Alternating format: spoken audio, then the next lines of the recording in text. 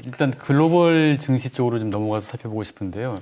일단 뭐 FOMC 분위기도 그렇고 말씀하셨지만은 미국 연준도 그렇게 뭐 테이퍼링이라든가 뭐 금리 말은 하지만은 경기가 좋아져야 되고 고용 지표가 좋아져야 되기 때문에 그 실질적으로는 좀 천천히 할 거다라는 그런 좀 분석이거든요. 그렇다면은 미국 증시 같은 경우에는 하반기에는 뭐 상반기에도 어느 정도 좋았지만은 계속 그런 추세를 좀 이어나가지 않을까 그런 예상들도 많이 하고 있는데 전문님 보시기는 어떻습니까? FOMC 회의가 방금 말씀하셨으니까 우리가 이제 패드에 대해서 확실하게 패드의 스탠스가 어떤지 머릿속에 딱 넣어놓고 있으셔야 그렇죠. 아, 이번에 FOMC 회의 때문에 빠지는 건가? 뭐 금리를 내년에 아니면 내후년에 도대체 올리는 거야 마는 거야? 거기에 우리가 우왕좌왕 안 할 수가 있잖아요. 그래서 이제 패드에 대해서 우리가 생각해 보자고요. 패드는 달러의 기축통화 지위를 유지하기 위해서 강력한 소비와 강한 달러를 유지를 해야 되고요. 이 기축통화에 대한 신뢰가 무너지면 안 되니까. 근데 이 기축통화에 대한 신뢰는 강한 소비와 기술적 패권, 이 두 개로 이제 유지가 되는 거거든요. 그러면 미국의 노동자들이, 미국의 소비자들의 그 소비가 유지가 되려면 고용이 안정돼야 되잖아요. 그래서 패드의 모든 목적은 우리는 이제 중앙은행이 물가를 잡고 고용을 안정시키는 이 두 가지로 생각하지만 패드의 목적은 물가는 아니에요. 패드는 이번에도 뭐 평균 물가 목표제니 옛날에 버냉키는 3%가 올라갈 때까지 무조건 돈을 뿌리겠다 하잖아요. 무조건 미국은 물가를 올려야 어마어마한 부채가 실질적으로 갚아야 되는 실질 채무가 줄어들게 돼 있잖아요. 그래서 미국의 패드는 물가를 어떻게든 올리려고 하는 기관이라고 보시면 되고 그것 때문에 우리가 부동산과 주식이라는 자산을 갖고 있어야 되는 이유이기도 하거든요. 그렇죠. 결국은 테이퍼링에 대한 얘기는 아까도 말씀드렸지만 커머디티 가격이 너무 올라가는 걸 그러면 소비가 위축되고 미국의 가처분 소득을 저하시키는 게 크게 모기지 금리, 그죠? 미국 개인들은 부채가 많잖아요. 채무가 많다 보니까 금리가 올라가게 되면 결국은 이 30년 장기로 빌렸던 모기지에 내야 되는 돈이 늘어나게 되고 미국 사람들이 차 2대씩 갖고 있는데 기름값 올라가게 되고 이 가처분 소득이 확 줄어들게 되면 또 소비가 위축되죠. 그런 것 때문에 고용을 안정시키기 위해서 이번에 여러 기업들이 안 망하게끔 뭐 회사채도 사주고 하면서 다 그걸 살려놨잖아요. 그렇죠. 그렇게 다 살려놨는데, 뭐야, 이거 물가가 올라가면서 너무 기름값이 뭐 70%이 넘어가고 이러니까 지금 그런 얘기를 하는 거지. 주식 시장을 여기서 망가뜨리는 그런 얘기는 아니다라고 좀 생각하시면 되고요. 그리고 주식이 한번 또 10% 이상, 15% 이래 빠지면 또 반드시 굉장히 비둘기로 바뀌어서 돌아올 거예요. 지금은 약간 비둘기였는데 왜 갑자기 매의 모습을, 매의 눈으로 이래 시장을 바라보지? 근데 갑자기 또 막 이렇게 눈이 이렇게 되면서 비둘기로 바뀔 겁니다. 실제로 뭐 그런 기대 내지는 시장은 할 수밖에 없는데 지금 제일 이제 그 정시 큰 변수는 말씀대로 금리 아니겠습니까? 10년물 국고채 금리가 지금 보면은 뭐 긴축 이야기가 나왔음에도 불구하고 1.4%, 1.5%에서 좀 안정적으로 가고 있더라고요. 이걸 보면은 하반기 이제 미국 시장 글로벌 증시도 대규모 조정은 최소한 없고 또 약간의 상승도 기대해 볼 수 있다 이런 생각도 드는데 전무님 생각은 어떤 쪽입니까? 우리가 역사를 통해서 항상 미래를 좀 예측을 할 수가 있잖아요. 그리고 최근에 이런 코로나 사태 이후에 보면 2008년 금융위기 이후에 시장이 전개됐던 거랑 너무나 비슷하게 움직이고 있잖아요. 제가 아이디어를 얻은 것도 다 보면 2009년, 10년, 11년에 대한 기억이 너무나 생생하기 때문에 이번에 시장에 대해서 아니 박전무가 어떻게 저렇게 귀신같이 맞추지.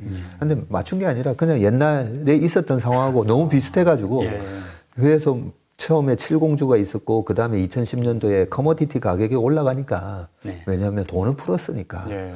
그렇게 올라가니까 또 차화정 장세가 있었고 예. 그래서 이번에도 차화정 장세 이런 거 말씀드렸듯이 그때 당시를 보면요.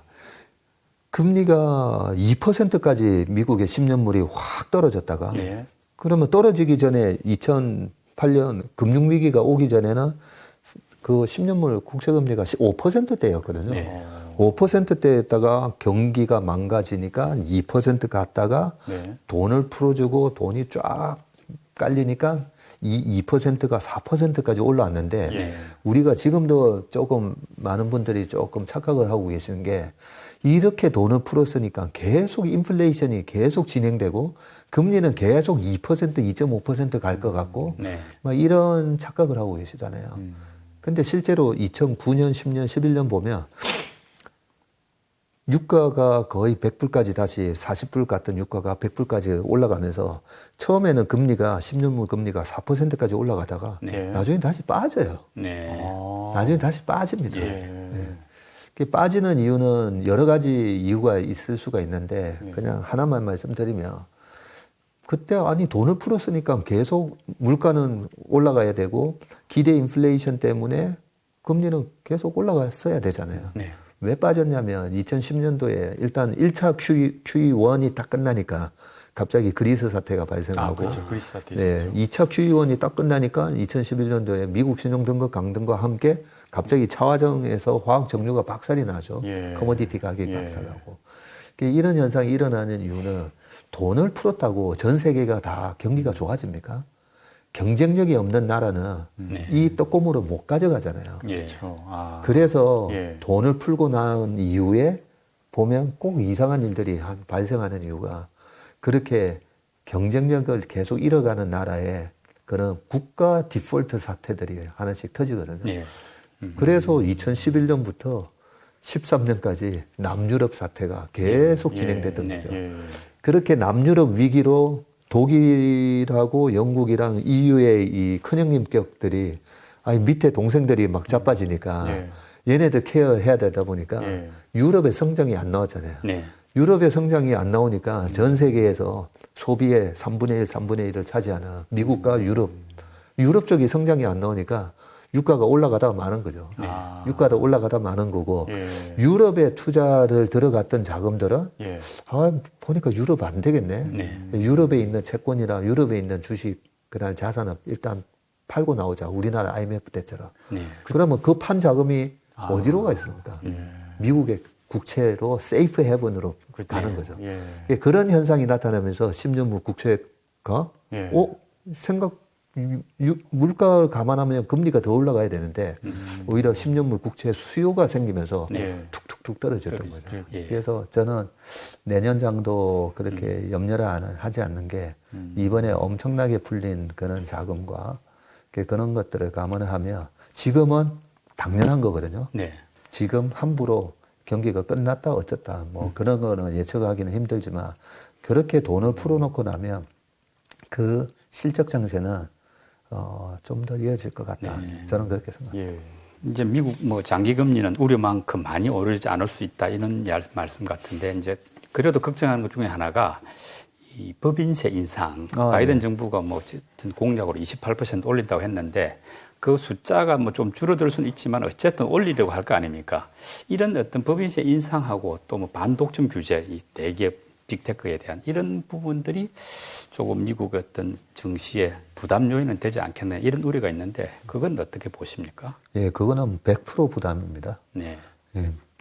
그 트럼프가 2016년도에 당선됐을 때 법인세를 이제 왕창 낮추겠다. 네. 그거는 결국은 정부가 떼가는 몫을 기업들에게 돌려주겠다. 그런데 미래의 그 캐시플로우를 정부가 21%로 떼가느냐, 25%로 떼가느냐, 예. 35%로 떼가느냐. 그만큼 무조건 주가는 영향을 받죠. 예. 네. 지금 우리 시장의 그 신용잔고가 꽤 높잖아요. 네. 22조인가라는 그런 부분이 있는 걸로 좀 전에 아침에 보고 온 것 같은데요. 그런 부분들은 조금 신용 물량을 좀 줄이시고, 예. 예, 조금 경계를, 분명히 법인세 이슈는 노이즈로 만든다. 네. 예. 그러니까 약간 비켜 있으면 되잖아요. 네. 예. 좀 전에 오기 전에 소나기 엄청 왔었잖아요. 예, 맞아요. 네. 그러니까 잠시 비켜 있으면 되는 겁니다. 소나기는 피하자. 괜히 예. 소나기 맞을 필요 없잖아요. 예. 네. 근데 요 약간 흐름에서 약간 좀 또 이제 우려스러운 약간 변수가 트럼프 때 이제 미중 패권 경쟁, 그때 경제 무역 전쟁 때문에 그때 좀 타격을 받았잖아요. 근데 지금도 이제 바이든 정부는 트럼프와는 다른 전략으로 지금 중국을 공격을 하고 있고 중국도 지금 대응을 하고 있는데 이 패권 경쟁이 다시 불거졌다. 무역 전쟁이 그럴 경우에 다시 또 안 좋은 쪽에 영향을 받을 가능성에 대해서 어떻게 보세요? 그것도 저는 그냥 한마디로 노이즈라고 생각합니다. 아, 예, 노이즈고요. 그 패권 전쟁에 분명히 미국이 지키고 싶어하는 산업은 있죠. 예. 미국이 반드시 이거는 못 내줘 하는데 우리가 굳이 중국 기업에 그런 걸 투자를 할 필요는 없죠. 할 필요는 없는데 너무 비관적으로 보시는 분들은 아, 중국은 망한다. 뭐 이런 식으로. 네. 예. 패권 전쟁 때문에 중국은 결국은 망한다. 뭐 이런 얘기는 극단적인 이제 비관이라고 생각하고요. 제가 우리가 아까 페드는 어떻게 작동하는지 큰 그림을 알아야 되듯이 미국과 중국의 그런 패권 전쟁은 어떻게 해석을 해야 되냐면 어쨌든 뭐 기축통화 때문에 그런 거고요. 네. 두 번째는 이 자본주의는 그렇게 기술 혁신을 만들어낸 미국과 영국과 그 서방의 그 나라 그 기업들이 네. 팔아먹어야 되잖아요. 네. 혁신 기업이라는 건 뭡니까? 혁신은 생산성을 확 올려준 게 혁신 기업인 거거든요. 네. 그래서 산업혁명은 전부 다 생산성을 엄청나게 향상시켰잖아요. 네. 엄청나게 향상시켰다는 말은 조그만 투입으로 많은 대량 생산을 했다는 건데 그 대량 생산을 어디다 팔아먹습니까? 그러면 샤넬이든 우리가 LVMH 같은 주식을 샀을 때 그 누가 사줍니까? 그 네. 엄청난 중국의 부자들이 그렇죠. 또 많이 사잖아요. 네. 근데 중국을 죽여버린다? 예. 그 애플 또 어디서 팔아먹죠? 테슬라는 또 어디 가서 팔아먹겠습니까? 예. 그죠? 근데 그 14억 엄청난 소비 시장을 죽인다? 네. 그거는 말이 안 되는 얘기라고 생각하시면 됩니다. 예. 그래서 패권 전쟁은 분명히 있긴 한데 이걸로 시장을 망가뜨릴 만큼 그런 역할을 하지는 않고 요런 패권 전쟁이 있을 때 오히려 우리가 장기적으로 성장할 수 있는 좋은 기업 사는 기회로 삼으시면 될 것 같습니다. 네. 그 우리가 미국 시장이면 투자를 하든 안 하든 미국 시장을 알아야 되는 이유가 말씀대로 이제 미국에서는 혁신 기업이 많이 나오기 때문인데요. 지금 뭐 전무님은 최근 얼마 전에까지만 하더라도 테슬라, 우버 같은 기업이 이제 좋은 기업이 하셨는데 지금 또 주목하는 또 다른 혁신 기업이 있다면 어느 쪽입니까? 테슬라는 좀 제가 의견이 바뀐 거는 아마 알고 계실 건데요. 예. 우버 같은 경우에도 우리가 강남에 아파트를 사고 싶은데 네. 너무 비싸잖아요. 예. 그 가격으로 진입장벽을 만들어 버리잖아요. 뭐 어느 나라나 똑같잖아요. 예, 뉴욕의 센트럴 파크 옆에 살고 싶은데 예, 거기 뭐 200~300억 하니까 못 사잖아요. 뭐 비버리힐스 옆에도 마찬가지고 네. 런던의 하이드 파크 옆에도 마찬가지고 가격으로 진입장벽을 만들어 버리거든요. 그래서 우버 같은 기업도 이미 가격의 진입장벽을 만들어 버렸다고 생각합니다. 네. 살라고 보면 비싸요. 예. 그래서 저는 뭐 지금 여기서 사시라는 얘기나 못 하겠습니다. 네. 못 하겠어요. 왜냐하면 비싸졌기 때문에. 예. 그런데 우버를 위협을 할 만한 저는 재작년까지도 미국 가서 택시를 타고 다녔거든요. 네. 그리고 렌트카를 빌렸었거든요. 너무 바보 같은 짓을 했더라고요.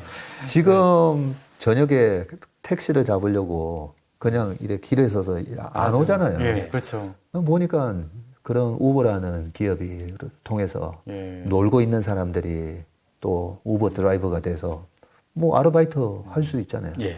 그리고 서비스에 대한 레이팅을 해버리니까 함부로 했다가는 그렇죠. 예. 예, 그런 어떤 횡포가 없잖아요. 네. 바로 이제 잘려버리니까. 그런 여러 가지 사회적 순기능을 만들어냈는데 우버를 위협할 만한 기업이 있나 보면 없거든요. 네. 없으면 그냥 새로운 어떤 대체제가 나타나기 전까지는 네. 그냥 강남의 아파트 예. 아니면 저기 뉴욕 센트럴 파크 옆에 아파트가 비싸기 때문에 네. 근데 그 비싼 아파트를 이 정도 비싸졌으니까 여기서 팔고 다시 사고 그래봐야 그거 별 도움은 안 되거든요. 예. 너무 비싸지기 전까지는 네. 그냥 들고 가는 게 맞다라는 생각이고 예. 테슬라 같은 경우에는 제가 여러 번 이제 설명을 드렸는데 네. 테슬라가 독보적인 그런 센트럴 파크 옆에 있는 그런 펜트하우스다라고 생각을 했더니 이제 애플에서 아이카 얘기하면서 네. 그리고 우리 현대 기아차를 비롯해서 너무나 이제 전기차를 잘 만들어내니까 예. 일단은 너무 비싼데 일단 팔고 좀 보고 싶은 마음으로 예. 좀 비중을 줄이고 보는 거고요. 예. 그리고 최근에 미국에 계속 나스닥을 이렇게 보면서 예. 또 이런 혁신 기업이 뭐가 있나. 네. 뭐 그렇게 보면 약간 우리나라 기업이 먼저 미국의 혁신 기업보다 먼저 시작하는 경우도 많잖아요. 보면. 네. 그래서 저는 싸이월드에 예전에 우리가 20년 전에 했었잖아요. 네. 그 싸이월드를 거의 비슷하게 따라한 게 페이스북이고 최근에는 노블록스라고 얘기하는 이런 네. 것들 보면 메타버스. 메타버스가 보면 뭐 옛날에 우리가 20년 전에 했던 싸이월드를 약간 좀 그렇죠. 업그레이드 시켜서 네. 하는 그런 느낌을 받거든요. 아.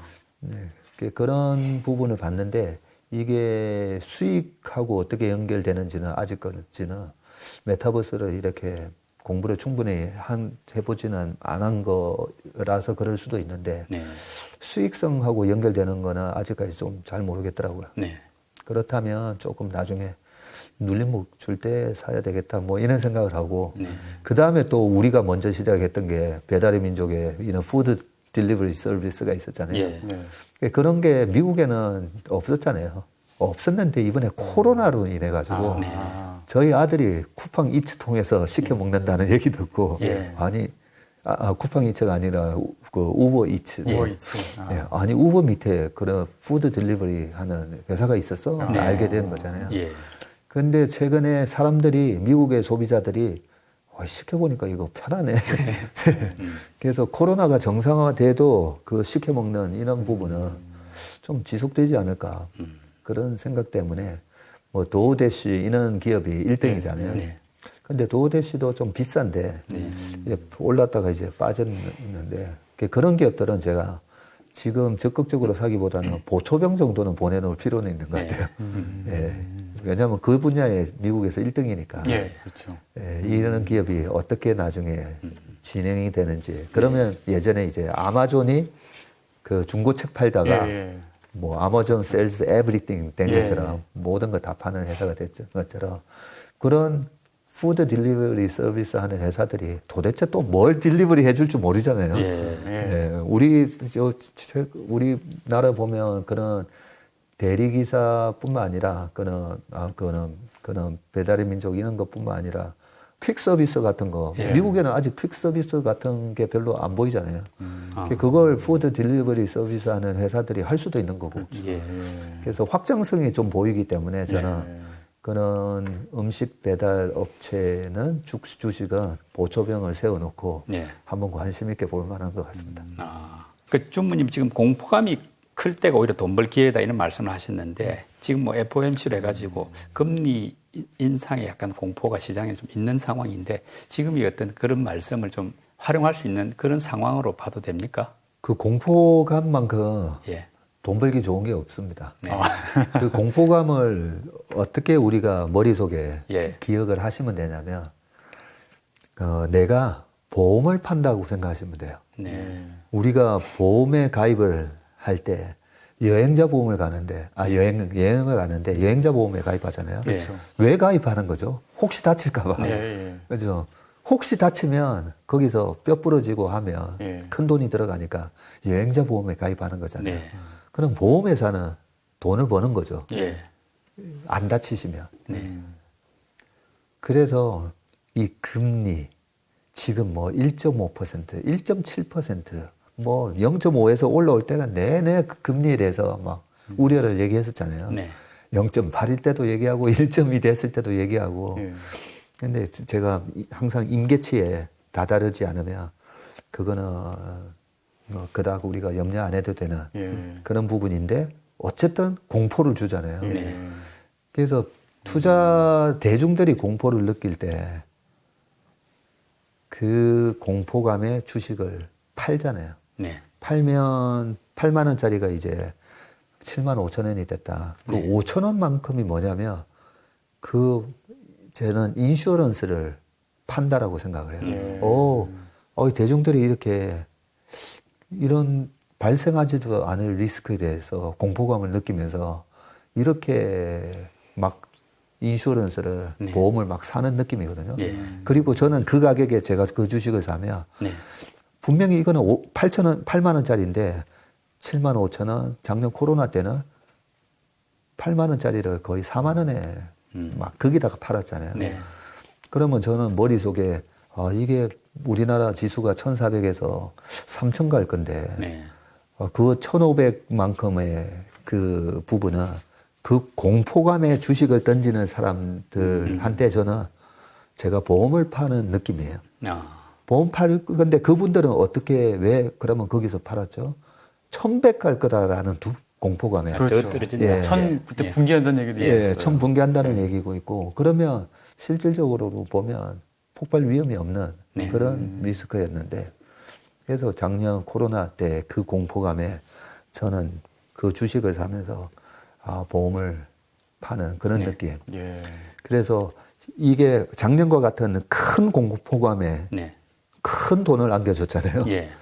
중간중간에 금리가 됐던 또 바이든과 혹시나 중국하고 네. 으르렁거리면서 또 어떤 그런 공포감을 줄지 네. 테이퍼링 아니면 전격적으로 또 금리 인상할 수도 있어요. 네. 2004년도 6월 달에 금리를 올리고 나서 2005년도에 코스피가 53%, 코스닥 87%가 되잖아요. 네. 그 2005년도에 페드가 금리를 8번인가 올렸어요. 예. 아. 페드 회의할 때마다 올렸어요. 예. 회의할 때마다 다 올렸는데 주가는 그렇게 날아갔거든요. 네. 예. 그래서 저는 솔직히 내년에 금리 한번 올려라. 그 금리, 첫 금리 인상에 사람들이 뭐야 2023년에 올린다고 했는데 왜 갑자기 올려? 예. 그렇게 확 밀렸을 때는 저는 또 보험을 팔러 갈 거예요. 예. 사람들은 거기서 장이 망가진다라고 생각할 건데 네. 저는 거기서 오히려 이제 저희 기회다. 고객 자금 예. 다 대동해서 저희가 그런 거 보험 파는 그런 심정으로 주식을 살 겁니다. 그렇게 공포감은 이해를 하시면 돼요. 예. 저희 이제 시청하시는 이제 투자자분들 중에서 개인 투자자들, 특히 이제 주린이들이 많은데 이런 분들한테 주식 투자할 때 이것만은 꼭 명심해라. 하나 딱 추천한다면 어떤 게 좀 있을까요? 네, 그게 올해는 무조건 자금 관리죠. 네, 방금 제가 말씀드렸던 7월에 빠질 건지 8월에 빠질 건지 9월에 빠질 건지 10월에 빠질 건지 네. 그걸 제가 지금 또 언제 뭐 하면 저는 지금은 모르겠어요. 예. 왜냐하면 지난 8월 달에는 단기 오버슈팅이 있었기 때문에 9월, 10월 또 트럼프랑 바이든의 또 대선에 대한 불확실성, 대주주 과세에 대한 불확실성 때문에 심리에 영향을 주기 때문에 빠지는 거에 대한 예측을 할 수가 있었던 거고 올 1월도 마찬가지인데 지금에서는 아까 뭐 텍스 문제라든지 뭐 여러 가지 그런 노이즈가 발생했을 때 투자 심리가 얼마나 망가질지 네. 네. 그거는 모릅니다. 사실 모르고 얼마나 빠질지도 모르겠어요. 네. 안 빠지고 그냥 옆으로 기면 저는 와 시장이 내년에 정말 좋은가 보다. 네. 이런 노이즈에도 안 빠지는 거 보니까 정말 좋은 걸 거다라고 저는 시장을 해석을 할 거예요. 예. 그런데 자금 관리를 하고 있어야 네. 혹시라도 저희가 생각하지 못했던 신용 잔고가 22조였다가 갑자기 뭔가 딱 트리거가 돼서 확 빠졌을 때 예. 그걸 기회로 만들려면 네. 기회로 만들려면 주식이 99.9% 아니면 신용까지 써가지고 주식이 300% 400%가 있으면 그 기회가 아니라 그거는 엄청난 데미지가 될 거예요. 그렇죠. 그래서 올해는 무조건 자금 관리에 신경을 쓰시라 네. 그런 말씀을 드리고 싶습니다. 자금 관리라는 거는 현금을 일정 비율을 갖고 있어야 갖고 된다. 있어라. 현금을 무조건 30%는 가지고 아, 30%. 그 집을 팔아서라도 사야 할 주식은 아직 있다. 그리고 그 올해 가장 중요하게 좀 봐야 될 건 자금 관리, 현금 비중을 30%를 유지하라. 오늘 저 박세익 전무님이 마지막에 딱 인사이트 있는 그 핵심 포인트를 짚어주셨는데 잘 기억을 하셨으면 좋겠고요. 오늘 또 역시 귀에 쏙쏙 들어오는 강의해 주신 박 전무님 감사드립니다. 다음에 40만 저희가 돌파할 또 모시겠습니다. 제가 그 얘기 하려고 했는데. 말씀해 주시죠. 네, 다음 달에, 다다음 달 정도 되겠네요. 그때는 제가 또 책이 나오니까요. 책 들고 올 건데요. 예. 그때는 40만 돌파를 기원하겠습니다. 알겠습니다. 감사합니다. 고맙습니다. 네, 감사합니다. 예.